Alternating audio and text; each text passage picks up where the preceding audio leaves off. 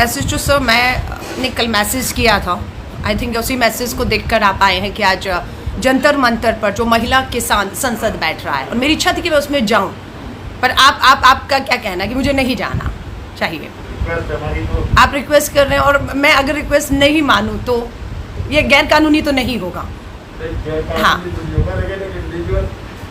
नहीं, इंडिविजुअली आप मुझसे कर सकते हैं और मैं उसका रिस्पेक्ट भी करती हूँ।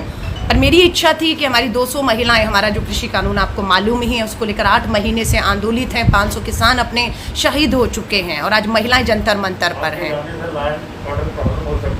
नहीं, मेरे जाने से लॉ एंड ऑर्डर कैसे खराब होगा? मैं तो कानून की सबसे ज़्यादा मानने वाली हूँ। कभी 27 साल की राजनीति में कानून नहीं तोड़ा और आज भी कभी कोशिश नहीं है। देखिए, हमारी कोशिश ही रहती है कि कन्विंस कर सकते हैं, उसे कन्विंस करें। हम आपको मना सकते हैं। नहीं, आप मुझे रिक्वेस्ट कर रहे हैं, पर मैं यही कह रही हूँ, अगर मेरी आपसे रिक्वेस्ट हो कि मुझे जाने दीजिए जंतर मंतर में, कुछ नहीं, सिर्फ महिलाओं जो हमारी देश भर की किसान आई हैं अपनी आवाज़ को उठा रही है। दूसरी तरफ संसद भी चल रहा है। हम चाहते हैं कि वो जंतर मंतर की आवाज़ जो सर्वोच्च संसद है वहाँ पर उठे। ना जाएं तो बढ़िया हमारे लिए। नहीं, अगर जाऊंगी तो आप मुझे रोकेंगे? मैं सिर्फ ये पूछ रही हूँ आपसे। आप रोकेंगे? आप नहीं जाने देंगे? तो आप सब मुझे नहीं जाने देंगे। साथियों, अपने घर पे हूँ।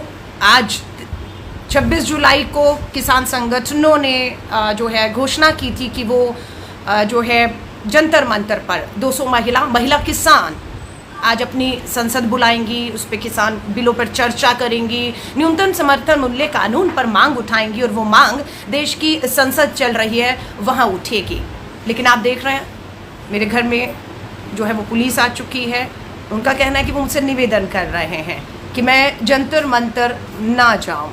मुझे समझ नहीं आ रहा है कि इस लोकतंत्र में अगर मैं जंतर मंतर पहुंचती हूं तो कौन सी कानून व्यवस्था में जो है वो सबसे बड़ा उसका उल्लंघन होता है। मैं कोई कानून नहीं समझ पा रही कि किस कानून के तहत देश की जो सरकार है, क्योंकि दिल्ली पुलिस मुझे मालूम है अगर उनका सहयोग ना होता तो आज किसान जंतर मंतर पर ना होते। आज किसान जंतर मंतर पर, इसलिए दिल्ली पुलिस कमिश्नर साहब आपका धन्यवाद करती हूँ।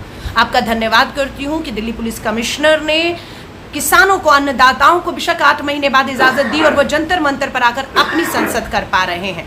लेकिन हमारे जैसे लोग दिल्ली के नागरिक हैं, किसान नहीं हूँ लेकिन उस अन्नदाता की कर्जदार ज़रूर हूँ, उसका अन्न खाती हूँ। मैं ही नहीं, इस तालेबंदी में जिस 80 करोड़ लोगों को देश की केंद्र की सरकार मुफ्त राशन के दावे कर रही है, वो भी इसी अन्नदाता के दम पर वो दे पा रही है। उसे समझना होगा। और आज उस अन्नदाता का कर्ज उतारने के लिए इच्छा थी कि दिल्ली के जंतर मंतर पर बैठे हुए हैं।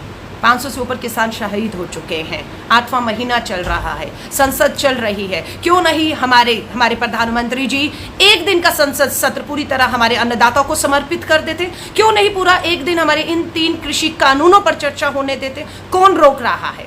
कौन रोक रहा है आपको? मोदी जी, हम जानते हैं जिनके लिए आप ये कानून लाए हैं वो ही आपको रोक रहे हैं कि ये नहीं होना चाहिए। देखते हैं, दिल्ली पुलिस मेरे घर पर आकर बैठी हुई हैं, मुझे रोक रहे हैं। अब हम बात करेंगे, बातचीत से रास्ता निकालेंगे, या तो यूं ही देखते हैं एसएचओ साहब अपनी टीम के साथ कब तक मुझे यहाँ बिठाए रखते हैं, या बीच का कोई रास्ता निकलता है, मैं वहाँ जा पाऊँ या नहीं जा पाऊँ। पर मैं आप सबसे निवेदन करती हूँ, महिला किसानों से कहूँगी, हम चाहे घरों में इस तरह से कैद हो गए हों, लेकिन इस बात का भरोसा रखिएगा कि हम आपके साथ, आपकी मांगों के साथ पूरी ताकत बनकर खड़े थे। राहुल गांधी जी के नेतृत्व में खड़े हैं और खड़े रहेंगे। संसद के अंदर राहुल गांधी जी के नेतृत्व में कांग्रेस के सांसद आपकी किसानों की लड़ाई को लड़ रहे हैं, और बाहर से हमारे जैसे लोग भी आप किसानों के अन्नदाताओं के साथ ताकत बनकर खड़े हुए हैं।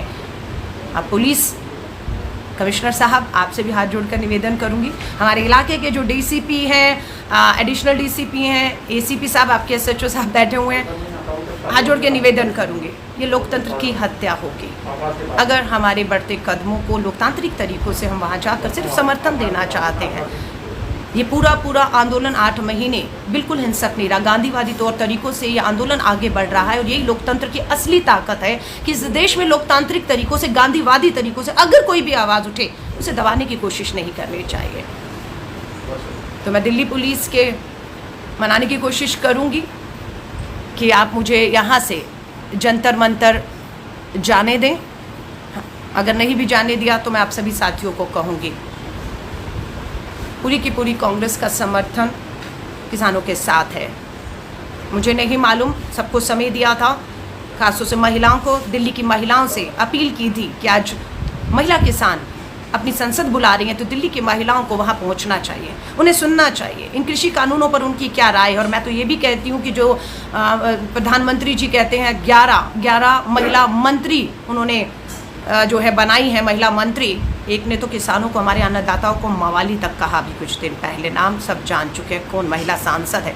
लेकिन उन महिला सांसदों से कहूँगी, मंत्री हैं आप, आइए ना, आइए जंतर मंतर पर, आप पक्ष रखिएगा, हमारी महिला किसान अपना पक्ष रखेंगी और इस पे जो चर्चा होगी उसे हमारे जैसे लोग जो ना किसान महिला हैं और ना संसद की सांसद है ना मंत्री हैं सुनेंगी और यही लोकतंत्र को मजबूती देगा। लेकिन ये जो तरीके हैं, ये जो तरीके हैं, मैं माफ़ी चाहूँगी, इन तरीकों से देश का लोकतंत्र नहीं चलेगा। ये आवाज़ें ताकत सत्ता के दम पर आप कुचल नहीं सकते हैं। मेरा निवेदन है, बहुत से साथी कह रहे हैं कि मुझे जाना चाहिए, लेकिन मैं चाहती हूँ कि मैं कानून के दायरे में रहते हुए पुलिस की इजाज़त के साथ जाऊँ, अगर जाऊँ तो, वरना जोर ज़बरदस्ती से क्या हासिल होगा ये आप भी जानते हैं, मैं भी जानती हूँ कि कुछ हासिल नहीं होगा। बीच के रास्ते निकालने की कोशिश है। बहुत एक अच्छे माहौल में हमारे SHO साहब कहीं और उनकी पूरी टीम बैठी हुई है, बातचीत कर रहे हैं, कोशिश कर रही हूँ रास्ते निकलेंगे। पर इस तरह से मैं कहूँ, अगर आप कहेंगे डिटेन कर लिया अलका लांबा को और आपका जंतर मंतर दिल्ली संसद में किसानों के नहीं जाने देंगे, तो मैं ये कहूँगी ये राहुल गांधी जी, पूरी कांग्रेस की आवाज़, किसानों की आवाज़ संसद से सड़कों तक गूंजेगी और तब तक गूंजेगी जब तक ये 3 काले कृषि कानून वापस नहीं लिए जाते हैं, तब तक। जय हिंद, जय भारत।